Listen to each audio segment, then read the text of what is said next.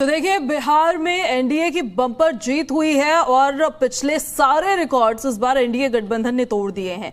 एक बड़ी जीत हासिल की है। एक बार फिर से प्रदेश में सरकार एनडीए गठबंधन अब बनाने वाला है और उसको लेकर कई सारे फैक्टर्स थे जिन पर चर्चा भी की गई। हमारे साथ खास मेहमान कनेक्ट हो रहे हैं। हरियाणा के भारतीय जनता पार्टी के प्रदेश अध्यक्ष मोहन लाल बडौली जी हमारे साथ कनेक्ट हो गए हैं।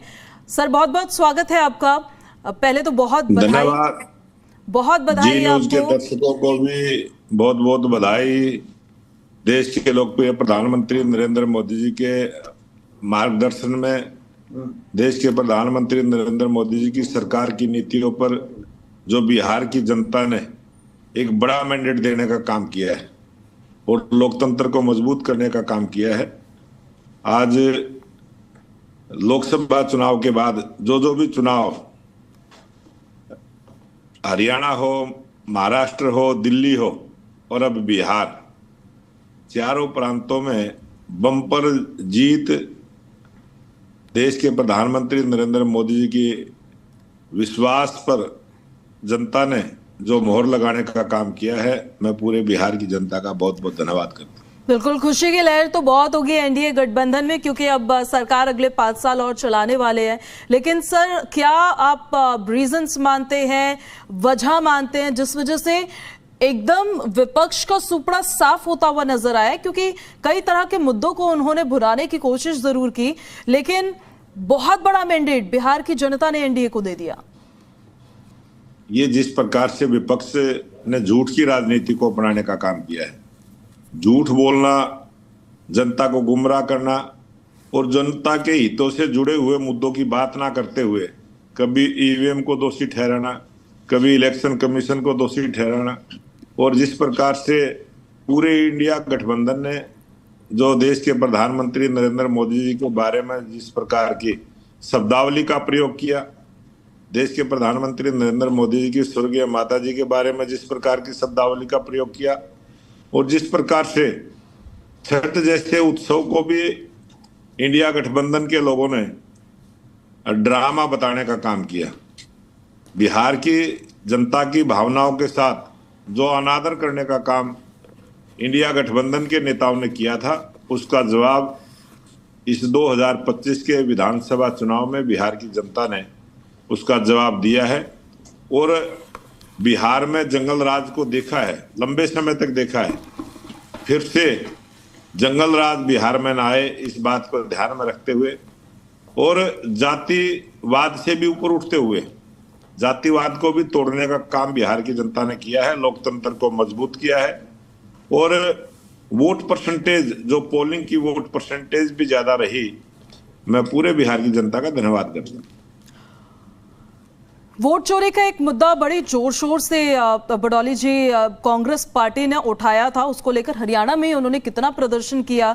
बिहार में वोटिंग होनी थी, उससे एक दिन पहले प्रेस कॉन्फ्रेंस राहुल गांधी की तरफ से की गई, लेकिन ये वोट चोरी का मुद्दा भी कुछ ज्यादा असर डालता हुआ नजर नहीं आया है बिहार में।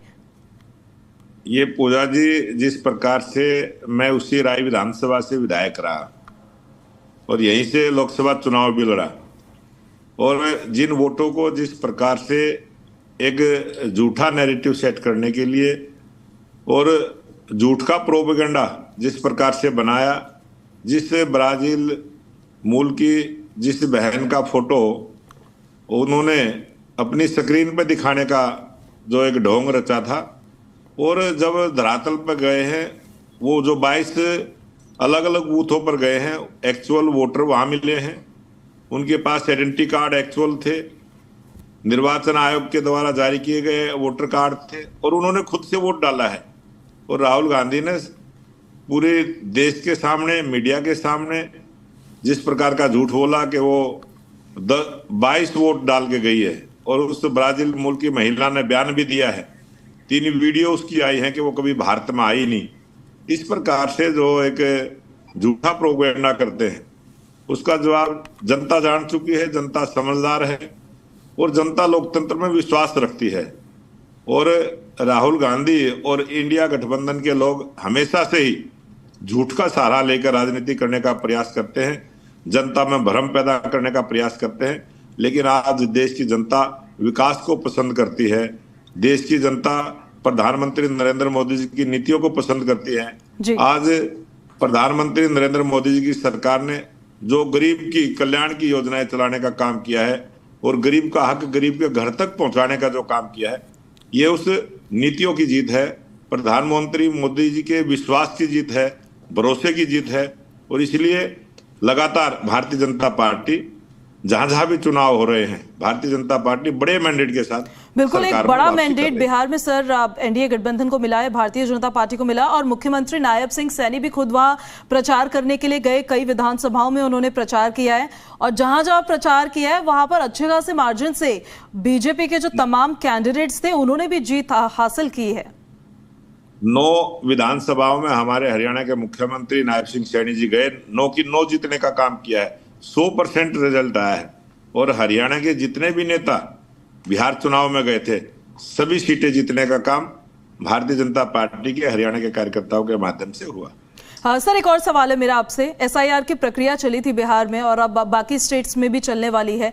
उस प्रक्रिया ने जिसको लेकर विपक्ष ने कई तरह के सवाल उठाए थे और ये कहा था कि इस प्रक्रिया के तहत वोटों का डिलीशन हुआ है, लेकिन आपके हिसाब से कितना ज्यादा उस प्रक्रिया ने इन चुनावों को जेन्युइन बना दिया? जब एक्चुअल वोट, पूजा जी, जब वोटर लिस्ट में होगी तो झगड़े कम होंगे और वोट परसेंटेज भी बढ़ती है।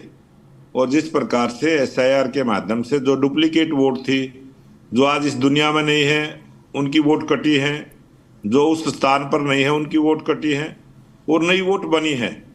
नई वोटों का बनना और पुरानियों का जो आज उस बूथ पर नहीं है, इस प्रकार की प्रक्रिया चुनाव से पहले करनी चाहिए और इसका लाभ लोकतंत्र को, विश्वास बढ़ता है, लोकतंत्र मजबूत होता है और झगड़े फसाद भी कम होते हैं। जब फर्जी वोट होती है उसको डालने के लिए जब दूसरा व्यक्ति आता है तभी ज्यादा झगड़े होते हैं।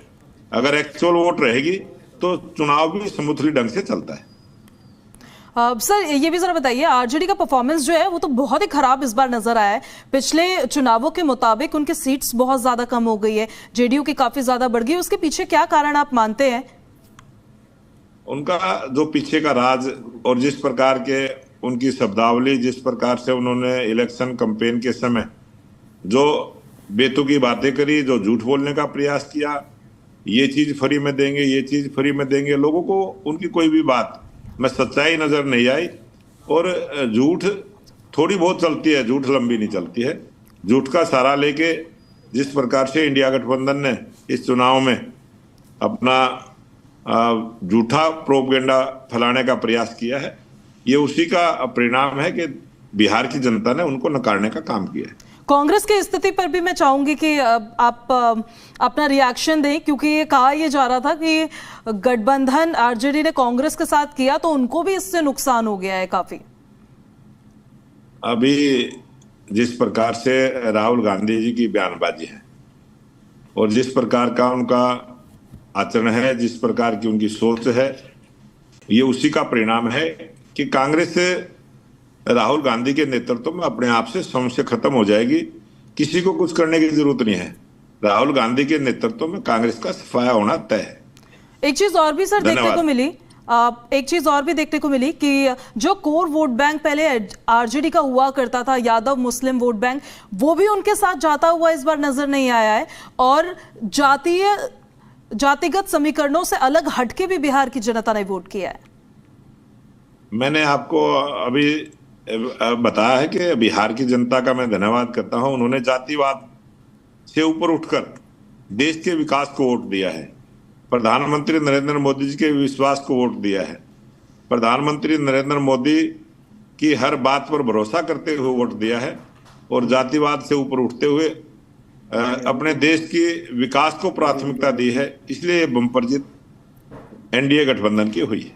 क्योंकि बिहार में बीजेपी लार्जेस्ट पार्टी बन के उभरी अभी, तो क्या सीएम बीजेपी की तरफ से एक्सपेक्ट किया जा सकता है कि बीजेपी का सीएम होंगे या फिर नीतीश कुमार को ही सीएम बनाया जाएगा? इसको लेकर कुछ तो बता दीजिए, क्योंकि सब यही बोल रहे हैं कि विधायक दल तय करेगा। ये विधायक दल तय करेगा और जिस प्रकार से प्रधानमंत्री नरेंद्र मोदी जी के मार्गदर्शन में और जिस प्रकार से नीतीश कुमार जी के मार्गदर्शन में जो चुनाव हुआ है, और विधायक दल बहुत जल्दी इसका फैसला करने लगा।